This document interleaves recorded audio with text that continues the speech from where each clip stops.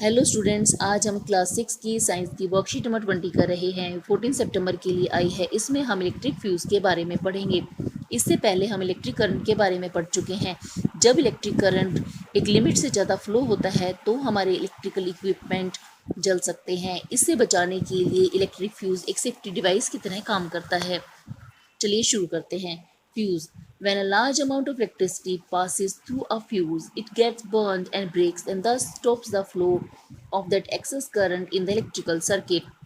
Thus, excess current will not reach up to the electrical equipments like fan, TV, washing machine, and these will be safe from excess electric current.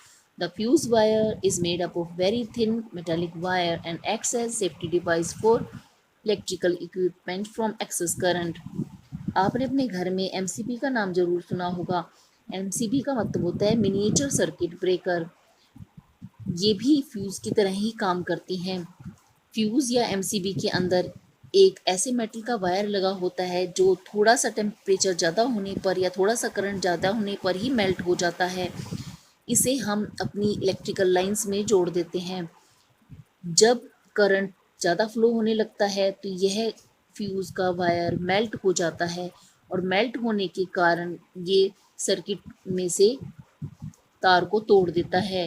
इस तरह से current अब आगे नहीं पहुंच पाता है, जिसकी वजह से इलेक्ट्रिक करंट या सर्किट से जुड़े हुए हमारे और इलेक्ट्रिकल अप्लायंस जलने से बच जाते हैं। Activity.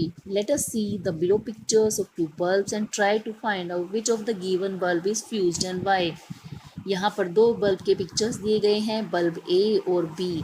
इन्हें देखकर आपको बताना है कौन सा बल्ब फ्यूज्ड है। यहाँ पर बल्ब ए फ्यूज्ड है। अब ये बल्ब फ्यूज क्यों है? इसके पास में इलेक्ट्रिक फिलामेंट टूटा हुआ है। जब इसमें से करंट फ्लो होगा तो यह करंट एक पार्ट से दूसरे पार्ट तक नहीं पहुंच पाएगा। Hint: any bulb becomes fused whenever its metallic filament made up of tungsten metal get burned or broken due to excess electrical current, and thus no electric current can pass through between its two terminals. This will stop the bulb to glow and give the light. यहाँ पर इस question को समझाने का hint दिया गया है कि जब कोई बल्ब फ्यूज हो जाएगा तो उसका मेटालिक फिलामेंट, जैसा कि यहाँ पर टंगस्टन का फिलामेंट है, वो या तो जल चुका है या टूट चुका है। इस वजह से उसमें से कोई करंट पास नहीं होता और इससे बल्ब ग्लो नहीं होता। दूसरे बल्ब में फिलामेंट ज्वाइन है। जब इसमें करंट फ्लो करेगा तो इसमें एक पार्ट से दूसरे पार्ट तक आसानी से करंट पहुंच पाएगा और इस बल्ब से लाइट आएगी और इससे पता चलेगा कि यह बल्ब फ्यूज नहीं है।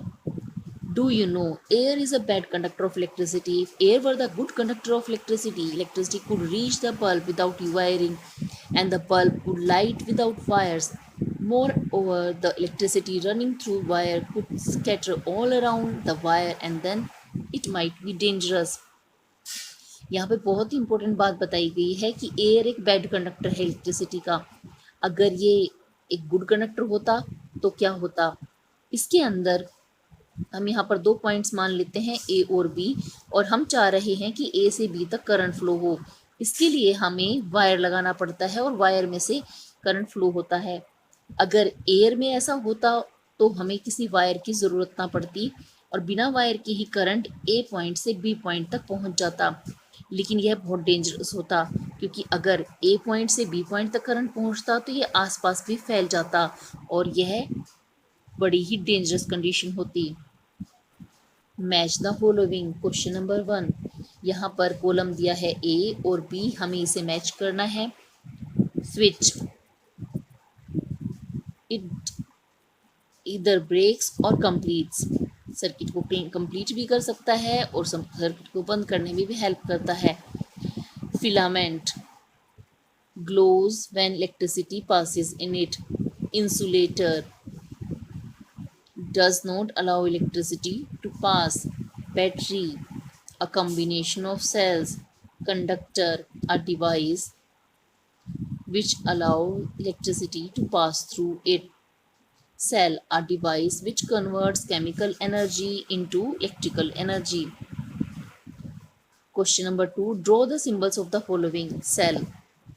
सेल के लिए हम 2 वर्टिकल बार लगाते हैं, बड़े वर्टिकल बार पर पॉजिटिव का साइन और छोटे वर्टिकल बार पर नेगेटिव का साइन, और इसे हम तार से कनेक्ट किया हुआ दिखा देते हैं।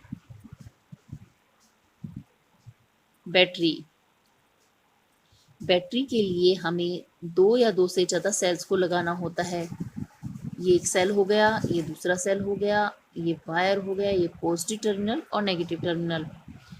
बल्ब।